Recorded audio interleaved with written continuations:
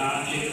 Ele rende graças porque Ele é bom e eterna é a sua misericórdia, e a sua verdade se estende de geração em geração. Ele salva, Ele livra, Ele faz sinais e maravilhas no céu e na terra.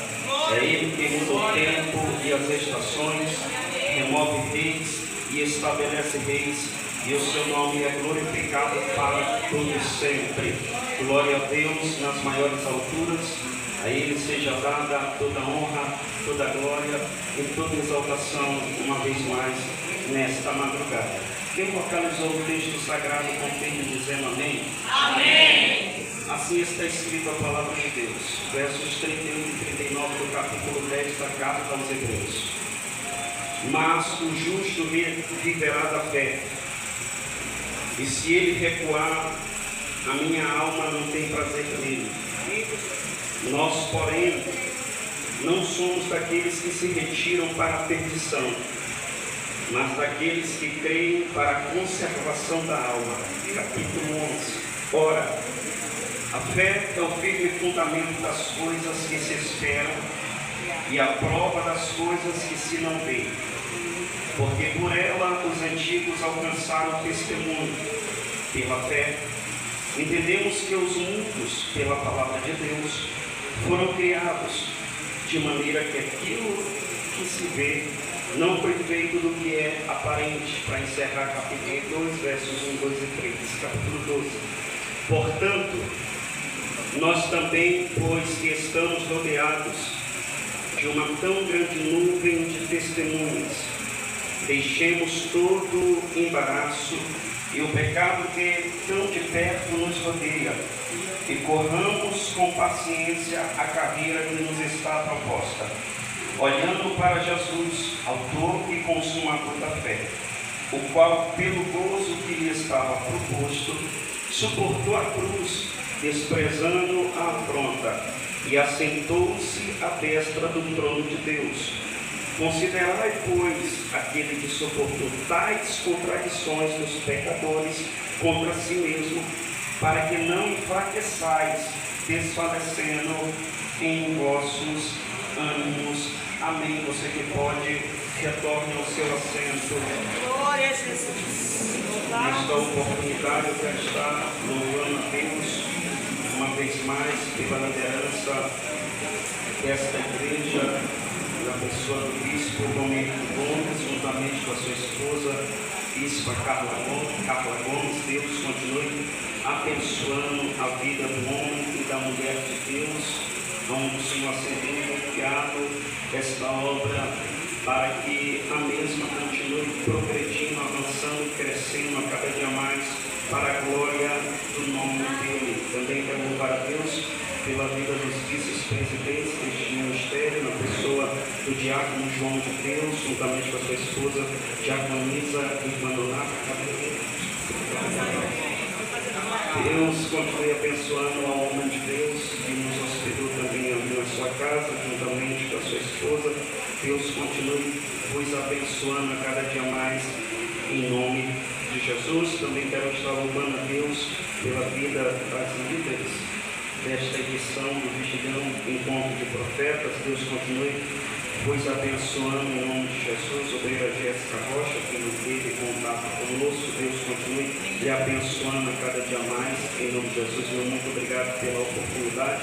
Também a obreira Diana, Deus continue abençoando e abençoando a toda a equipe que o Senhor levantou para estar colaborando conosco para que este vigilhão acontecesse mais uma vez. Quero louvar a Deus pela vida de todos os obreiros, todos os amigos que são pertencentes ao Ministério Assembleia de Deus, Frente Missionária. Deus continue vos abençoando, obreiro Manassés e família. Deus continue vos abençoando a cada dia mais, em nome de Jesus. Também quero louvar a Deus pela vida do meu amigo, pregador Tarcísio Lima. Como ele disse, a gente só se encontra por aí, né? A gente mora bem pertinho. Deus continue te abençoando. Vou só vai de pagar um açaí para mim. Deus continue te abençoando a cada dia mais, em nome de Jesus. Algo onde Deus também te pregou, o preto do Anderson, Deus continue te abençoando a cada dia mais, em nome de Jesus. Eu Eu pedi aqui, graças a Deus, no Espírito para pregar alguma coisa depois das mensagens que foram pregadas aqui.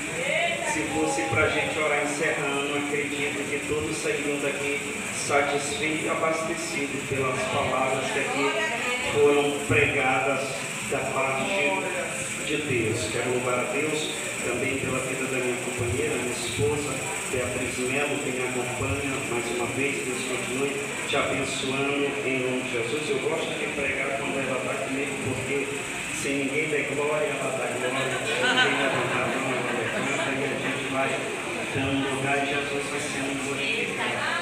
Enfim, é um prazer poder estar retornando mais uma vez a esta casa e poder estar servindo aos meus irmãos, cooperando mais uma vez em nome de Jesus. Deus abençoe a todos em nome de Jesus. Amém? Quem está me ouvindo, diga amém. Amém. Queridos, os 8 versículos que nós lemos aqui nesta madrugada, na verdade, fazem parte de uma carta.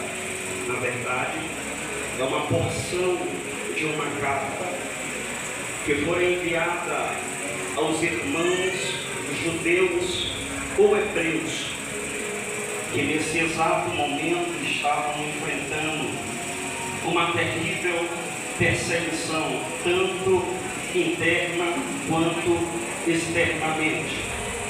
Logo, quando nós olhamos para dentro desta carta, nós vamos perceber que o escritor, o autor desta carta também, ele tinha como o propósito de apresentar a superioridade ou a supremacia de Cristo. Logo, nós vamos perceber que o escritor começa a nos informar que Cristo é superior aos profetas. Logo, nós vamos perceber que os profetas que Deus levantara na antiga aliança tiveram a sua importância na história e também para a casa de Israel. Logo, nós estamos aqui cientes de que os profetas que Deus levantou deixaram o seu legado, fizeram a sua parte, foram importantes para o seu tempo e para a sua geração. Todavia, o escritor faz questão de enfatizar que Cristo é melhor, que Cristo é superior aos profetas. O escritor continua nos informando também que Cristo é superior aos anjos. Os anjos têm a sua importância na história, tem os anjos que são enviados por Deus para as suas tarefas, para as suas missões, são de suma importância, são. Todavia, Cristo é melhor, é superior aos anjos. O escritor continua dizendo que Cristo também é superior a Moisés. Moisés, o grande legislador de Israel, aquele que foi preservado para uma grande tarefa de tirar a casa de Israel da servidão, da poderosa mão do Egito.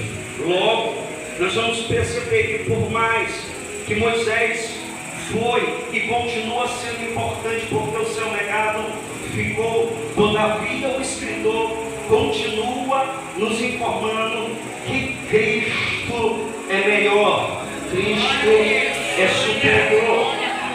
O escritor continua dizendo que Cristo também é superior a Josué, o sucessor de Moisés, aquele que teve a tarefa, a incumbência de introduzir o restante da casa de Israel dentro da terra prometida. Josué, que deixou um legado extraordinário, que na sua velhice, com idade de 110 anos, ele permanece com uma decisão ativa, olhando para a casa de Israel e dizendo aos mesmos: vocês escolhem hoje quem vocês querem ser quem vocês querem adorar. Todavia, entretanto, porém, eu e a minha casa serviremos ao Senhor. Josué foi importante para a história de Israel, com certeza foi. Todavia, o escritor diz que Cristo é superior, Cristo é melhor, Cristo é maior. O escritor continua falando da supremacia de Cristo, e ele diz também que o Cristo é superior ao sacerdócio da ordem de Melquisedeque. Tudo que envolve a casta sacerdotal, que teve a sua importância, nós ouvimos aqui uma bela exposição nessa madrugada por parte do diácono Tarcísio Lima, e aqui nós percebemos que os sacerdotes, profetas que foram levantados, aqueles que o Senhor comissionou, foram muito importantes, mas o escritor, ele é enfático em dizer que Cristo é superior, é melhor. Logo, nós vamos perceber que então, todo o propósito da carta aos Hebreus, na verdade, era para conscientizar os irmãos judeus que estavam sofrendo perseguição, afirmarem a sua fé em Cristo Jesus. Porque muitos judeus que saíram do judaísmo, de tudo aquilo que era simbólico, alegórico lá da antiga aliança, eles abandonaram todo o judaísmo e se converteram ao cristianismo. Só que no calor da perseguição e da pressão, alguns judeus queriam retornar para a prática do judaísmo, como se eles estivessem dizendo que o sangue de Jesus não fora suficiente. É por isso que o escritor faz questão de dizer que Cristo é maior, Cristo é suficiente, e uma vez que ele se apresentou, se oferecendo a si mesmo como sacrifício perfeito, já era suficiente, porque foi aberto um novo e vivo caminho. Por isso, nesse encontrão de profetas aqui, nós continuamos tendo acesso por causa deste novo e vivo caminho. Em relação à autoria desta carta, há muita especulação, ainda não se chegou a um consenso de quem foi o autor, quem foi o remetente que escreveu esta carta. Há quem diga que foi o apóstolo Paulo por conta da sua escrita. Outros chegam a dizer que foi Pedro, outros dizem que foi Lucas, outros dizem que foi Apolo, outros dizem que foi Barnabé, e por aí em diante. Há alguns que chegam até a concordar que quem escreveu a carta aos Hebreus fora Priscila. Todavia, isto é só mera especulação. Tudo que nós sabemos em relação ao escritor desta carta é que ele tinha um vínculo, ele tinha uma intimidade com o pastor Timóteo. Essa informação você pega no capítulo 13 e no versículo de número 23, você vai ter a percepção de que o autor, o escritor desta carta, tinha um vínculo com o irmão Timóteo. Mas lá pelo século 3, apareceu um teólogo chamado Orígenes, que ele chegou numa conclusão que a maioria concorda, e eu também entro nesta linha, que ele disse que somente Deus é quem sabe, quem escreveu Hebreus, e comungando do mesmo pensamento e acrescentando, logo nós vamos continuar percebendo que mais importante do que o escritor, o autor, é o conteúdo da mensagem, é o conteúdo da carta. Se o escritor tivesse se identificado, seria bom, mas logo também percebemos que se o autor não se identificou, então ele deixou bem claro que mais importante do que o seu nome aparecer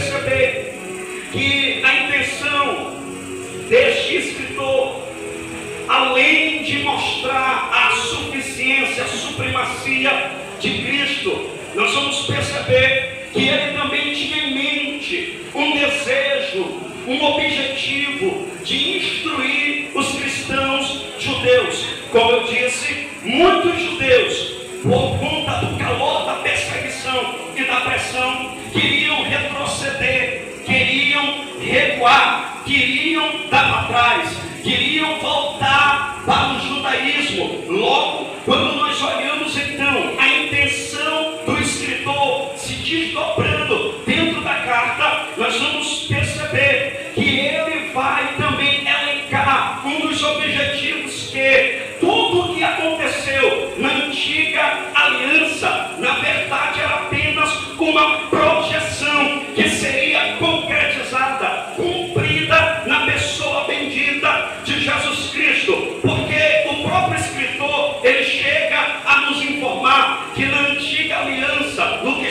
que tange ao costume sacerdotal, o sacerdote, ou os sacerdotes, melhor dizendo, eles ofereciam sacrifício perante ao Senhor. Todavia, o sangue era alheio, e o sumo sacerdote, uma vez por ano, entrava no lugar santíssimo para poder oferecer o sacrifício da expiação por ele e pelo povo, mas o sangue era alheio. Então entrava e saía sacerdote, sumo sacerdote. Então era uma necessidade de repetição. Mas quando Cristo, aleluia, se ofereceu a Deus, se entregou a Deus, ou seja, o sacrifício vicário de Jesus foi perfeito e não necessitava-se mais de repetição. Em Cristo tudo havia sido cumprido. Glória a Deus. Então, quando nós olhamos os primeiros capítulos da carta, nós temos esta percepção que o escritor, ele começa a falar destes assuntos, destes temas que era de conhecimento daqueles irmãos. Só que nós lemos aqui o versículo 38 em diante, que quando o escritor entra aqui na parte que ele vai exortar, num sentido de encorajar os irmãos a perseverar na fé, logo dentro do cano nós temos a divisão por capítulo e versículo. Só que quando o escritor estava escrevendo num pergaminho, ele escrevia direto. Então quando ele chega aqui na parte de exortar os irmãos a perseverar na fé, dentro do capítulo de número 10, a partir do versículo de número 19, nós vamos começar a perceber esta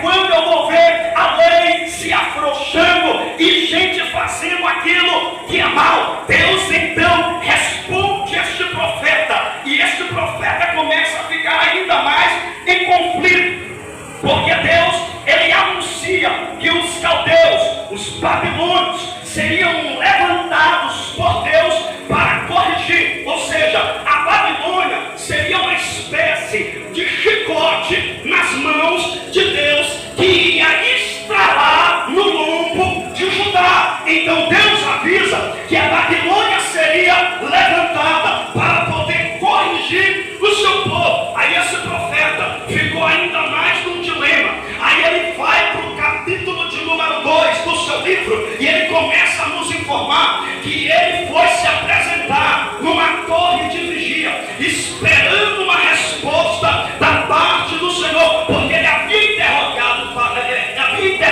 e perguntado para Deus o seguinte: por que o Senhor vai levantar um povo que é mais ímpio, que é mais pecador do que o teu, para poder entregar em suas mãos? E Deus então desce na torre de vigia deste profeta, começa a desenrolar a mensagem. Aí quando chega no capítulo 2, o versículo de número 4 do livro deste profeta, o Senhor então fala da Babilônia na parte A do versículo, dizendo: eis que a sua alma está orgulhosa, não é reta nele. Ou seja, Deus, sabendo que Nabucodonosor iria se envaidecer por conta das conquistas, ele iria ficar soberbo, ele iria ficar orgulhoso, a retidão sairia da sua alma. Só que aí a parte B do versículo nasceu esta expressão que Deus abre a boca para avisar o profeta: mas o justo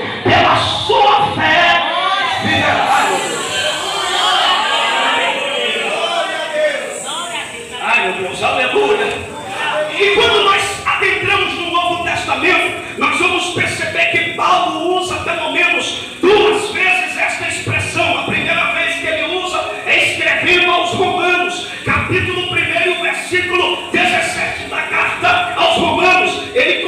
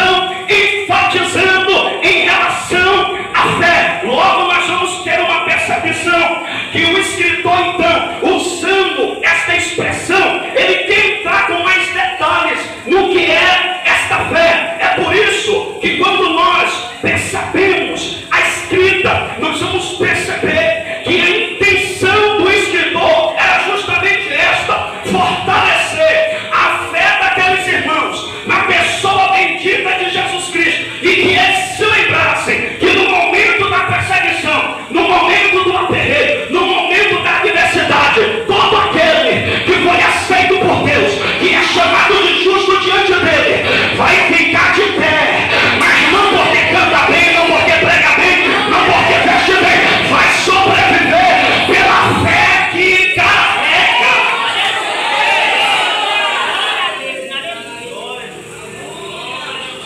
Então há um encorajamento para que aqueles cristãos não abandonassem a sua fé em tempos de perseguição, mas que eles evidenciassem, mostrassem esta fé como uma espécie de resistência. Ai, Jesus amado, ai meu Deus, aleluia. Então quando nós olhamos para uma breve definição de fé, nós vamos perceber que nós estamos falando de uma crença firme e confiante em algo ou em alguém. No nosso caso, a nossa confiança, ela está totalmente voltada para Deus, em suas promessas e em suas palavras. É por isso que no capítulo de número 11, ele vai falar acerca da natureza da fé, afirmando de forma categórica que a fé é o firme fundamento, ou seja, é uma base sólida, é a casa que permanece de pé, firmada neste firme fundamento, ou seja, a casa é mantida de pé, porque tem uma estrutura segurando ela, sustentando ela, até quando vier calúnia, quando vier adversidade, quando vier fofoqueiro, quando o vento bater,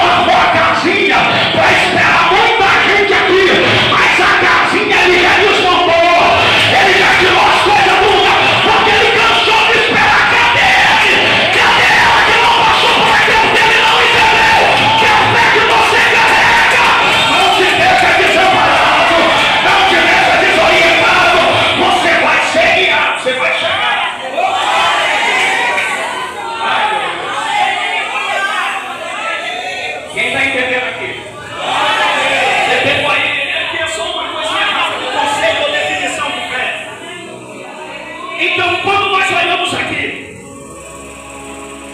para o versículo de número 38, a parte B. O escritor diz: e se ele recuar, a minha alma não tem prazer nele. Ai. Você lembra que eu disse que tinha muitos judeus que estavam voltando para o judaísmo, estavam retrocedendo, estavam dando para trás. Muita gente já estava até influenciando outras pessoas sem saber que a gente vamos voltar para o judaísmo, que lá o negócio era melhor. Só que aqui Deus usa o escritor para dizer que aquele que recua, a sua alma não tem prazer nele. E eu creio que eu estou pregando aqui para um grupo diferenciado nessa madrugada. E esse grupo está aqui no versículo 39. Nós, porém, não somos daqueles que se retiram para a perdição. A gente não é do grupo do Maria vai com as outras. Mas é do grupo que avança. Quem está nesse grupo aqui comigo? Quem está? Este é o grupo que vai adiante. Este é o grupo que vai avançar. Este é o grupo que vai chegar. Este é o grupo que vai, aleluia, alcançar a parte de Deus. Este é o grupo que vai chegar. Quem fica para trás vai perder o final da história. Quem fica para trás não vai ter o gostinho de saber como é a linha de chegada. Mas já que eu estou pregando aqui para o grupo que vai avançar, a gente vai ter um gostinho, vai ter um gostinho. Começa a sentir aí um gostinho de vitória. Jesus amado, começa a sentir aí um gostinho de vitória. Porque se o Satanás tinha colocado uma trava no teu pé para tentar te travar e te fazer voltar para trás, a trava caiu montanha com demônio com tudo, porque você é do grupo dos que avançam. Isso é verdade. Em cima dessas 5 horas da manhã, continue adorando ao Senhor e dizendo: eu sou do grupo que avança, eu sou do grupo que avança, eu sou do grupo que vai chegar.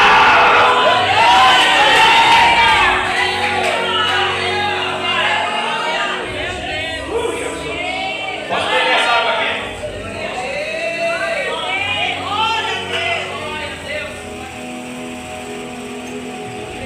Jesus amado. Quem está entendendo? Isso aqui era só um prefácio que o escritor ainda ia entrar com mais clareza em relação à fé. E quando nós olhamos para o capítulo de número 11, nós vamos perceber que ele vai falar desta fé como um firme fundamento, como eu já disse, uma base sólida, uma estrutura que permanece de pé. Por quê? Porque a fé que a gente carrega, irmãos, ela opera antes dos fatos, dos acontecimentos. Ainda não aconteceu, mas a gente crê. Aí ela está operando. Ela é antes do acontecimento. Por quê? Porque quem caminha pela fé já percebeu que por vista não dá para ir. Porque se for por vista, no primeiro obstáculo diz: não vai dar certo.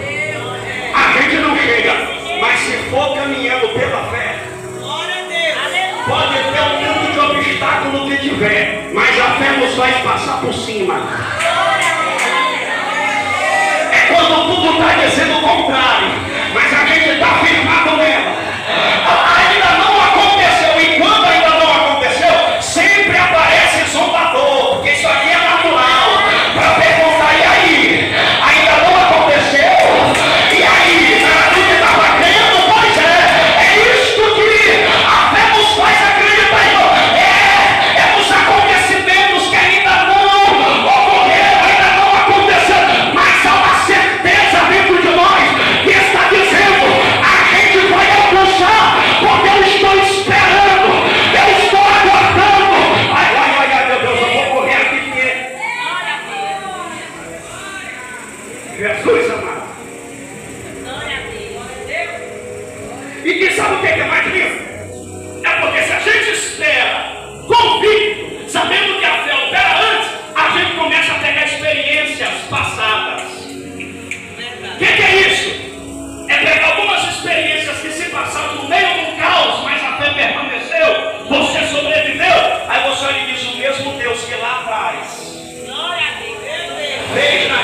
vida, ele não mudou, porque até o escritor diz no capítulo 13, versículo 8, diz que Jesus Cristo é o mesmo que dia, ontem, hoje e eternamente. Ele não mudou, ele é o mesmo. E se ele foi aquele que te deu vitória lá atrás, isto nos dá uma expectativa, nos faz acreditar que o que está por vir virá e não tardará.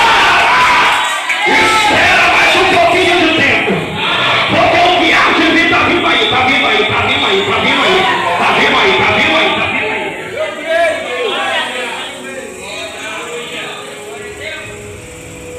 Queridos, sabe o que é bonito?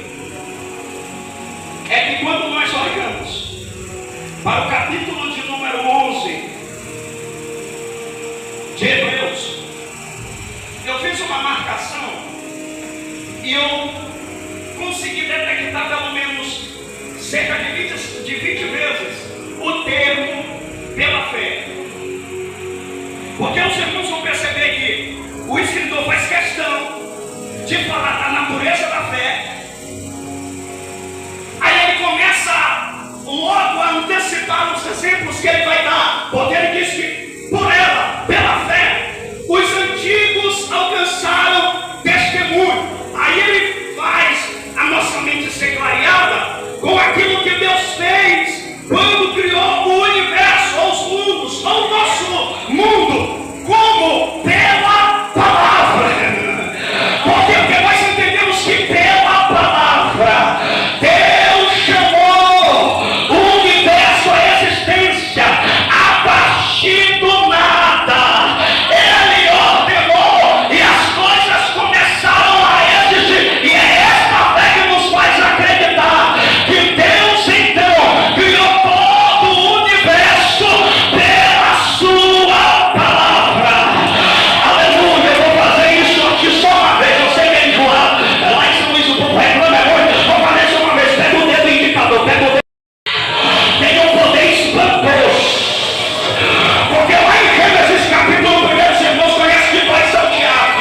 Sabem que a terra estava sem forma e vazia.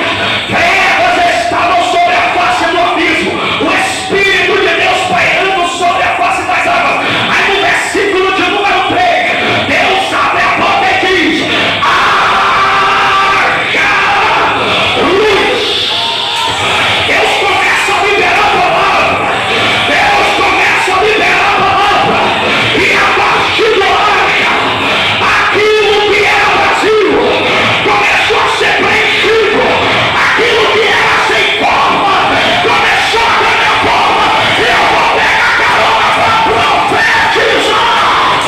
Não vai sair daqui sem forma e vazio, porque teve palavra, teve palavra, libera.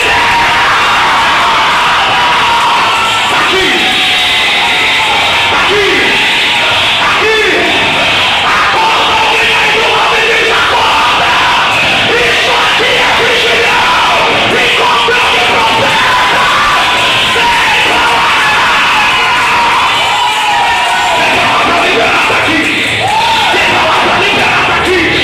Tem palavra liberada aqui. Do jeito que dela vai ficar. Nada mais é que sair na frente. A palavra vai liberar.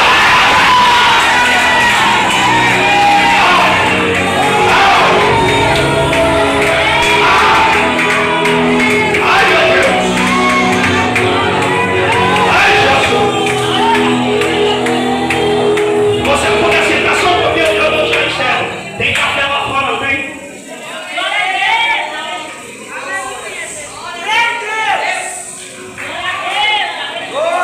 Então, quando nós olhamos para o capítulo de número 11, nós também vamos perceber que aqui, este capítulo ele é marcado, que nós conhecemos aqui muito bem, como a galeria dos heróis da fé.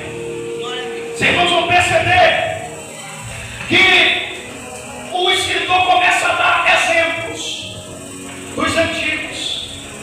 que pela fé que carregavam, alcançaram o testemunho. Só que é mais espantoso quando a gente vai lendo, que o escritor diz que eles morreram e não alcançaram a promessa.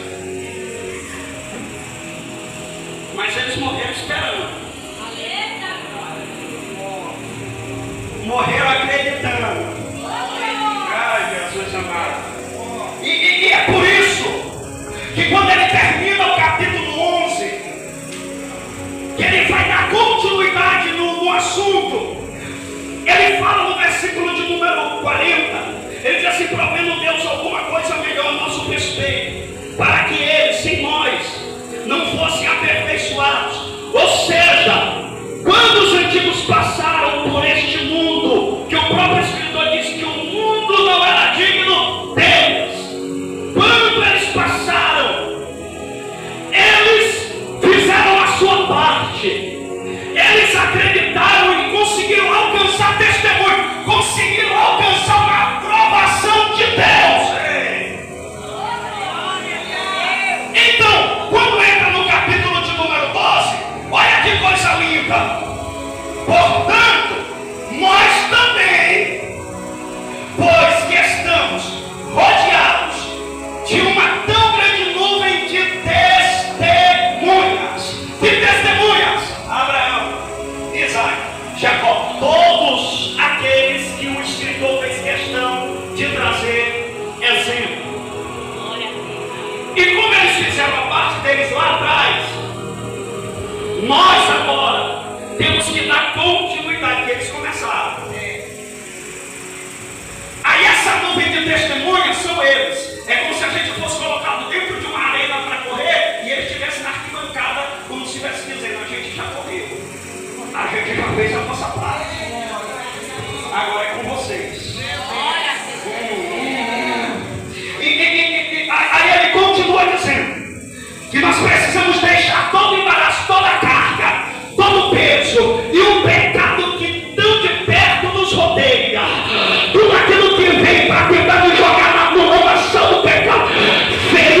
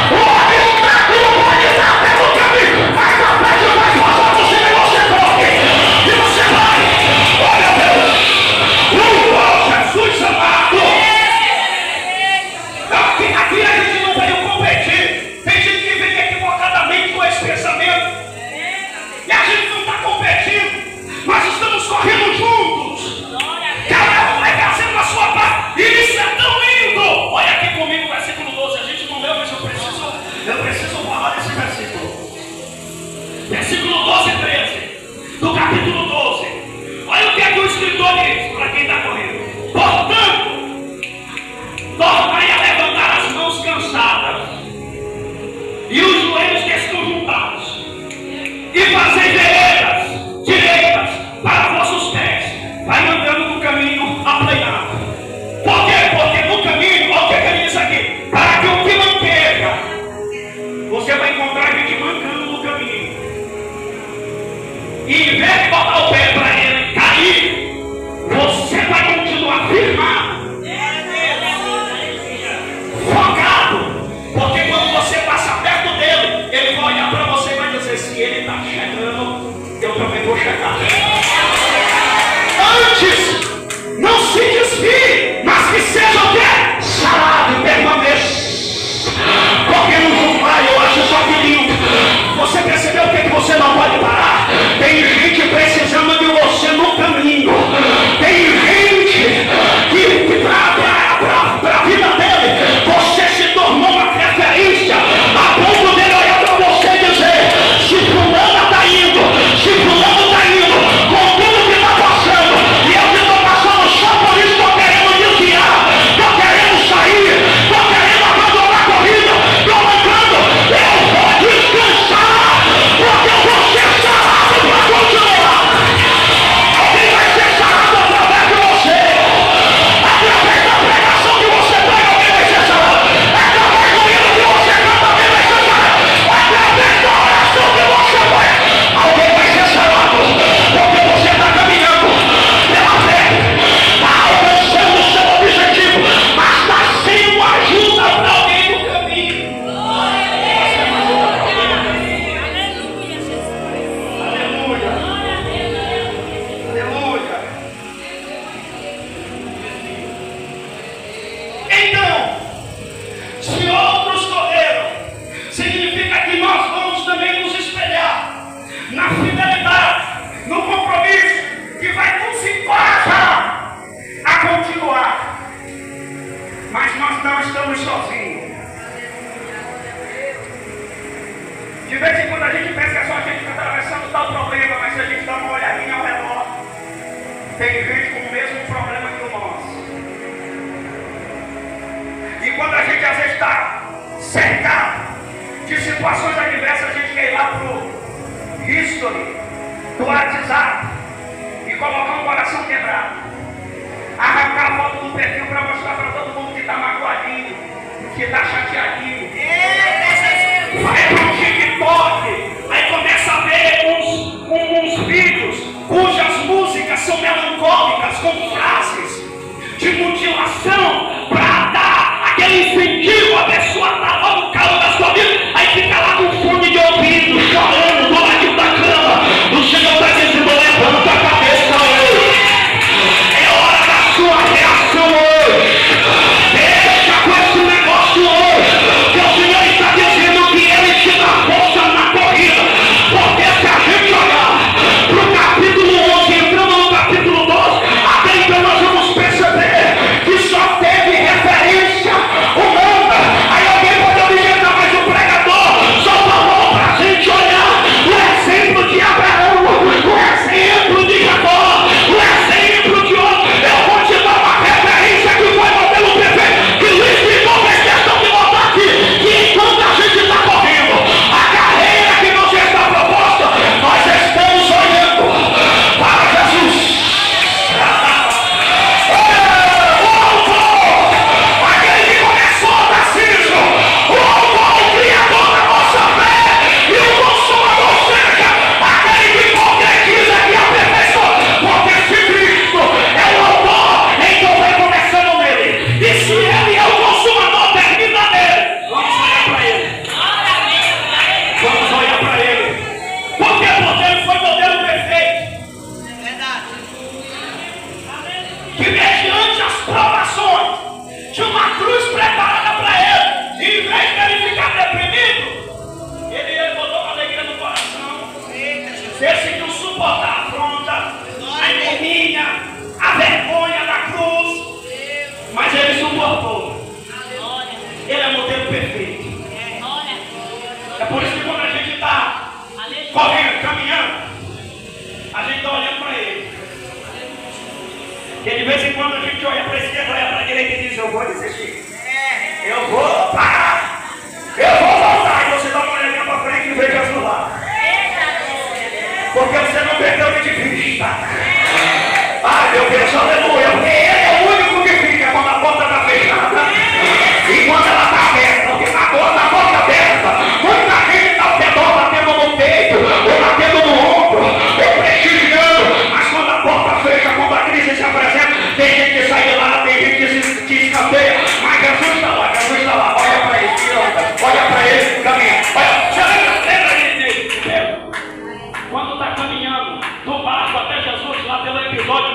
Mateus capítulo 24, capítulo 14, a partir do versículo 22, quando Pedro desce lá do barco no meio de uma tempestade, o vento soprando, Pedro pisa.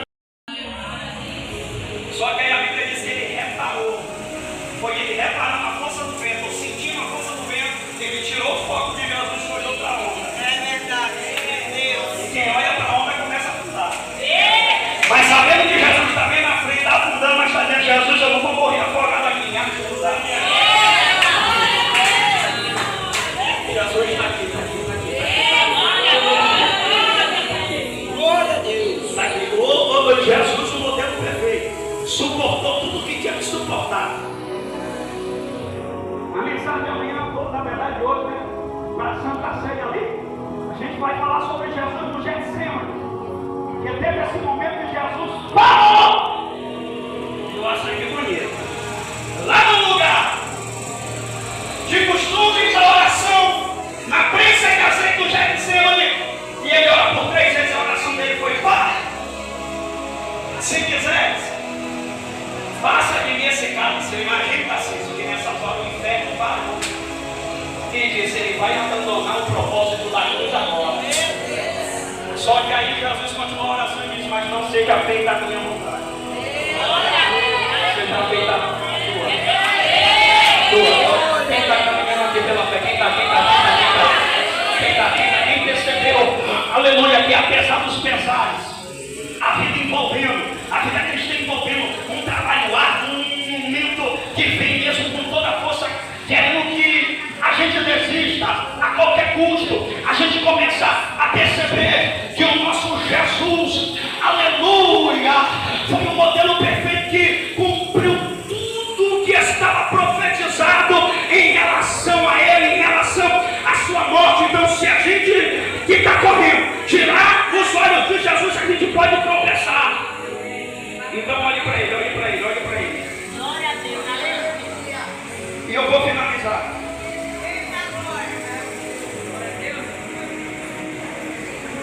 Vou finalizar que meu curso vai 8 horas. E se eu perder, é só lá dentro.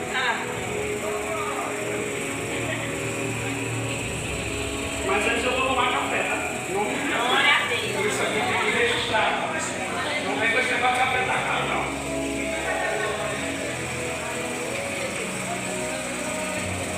Quem entendeu aqui? Quem entendeu? Você está no grupo dos que avançam?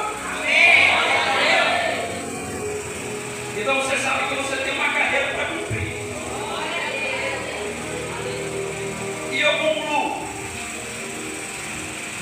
Porque quando o escritor falou que Jesus é autor, consumador, começa e termina nele, dando em questão da nossa fé, João, inspirado pelo Espírito Santo, escreveu um texto que geralmente eu utilizo ele todas as vezes para a virada do ano. Primeira carta de João, capítulo 5, versículo 4. Ai, Jesus amado. Olha o que ele escreveu: porque todo aquele que é nascido de Deus vence o mundo. Que mundo? Este sistema influenciado pelo diabo e a sua cópia. Aí ele continua dizendo: e esta é a vitória que vence o mundo. O que é, João? Meu corte de cabelo? Não. O que é, João? Meu terno bonito? Não. O que é, João? Meu sapato? Aleluia. Minha oratória, João? Não. O meu jeito de pregar? Não. O meu jeito de cantar? Não. A minha fé? Não. A tua fé? Também não. O que